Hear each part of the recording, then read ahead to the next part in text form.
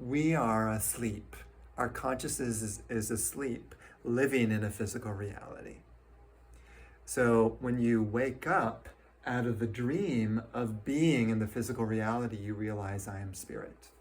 That's the whole idea of Matrix, waking up out of the computer program, which is made of ones and zeros. Everyone thinks it's real, but it's not really real. Similarly, this is the same case.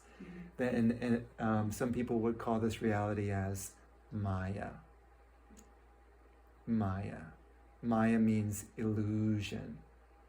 This is all Maya, so-called ones and zeros, very similar to the Matrix. So how can you unplug from the Matrix or the Maya to realize spiritual consciousness? So the whole science of yoga is designed to help unplug you from the Matrix so you can realize spirit.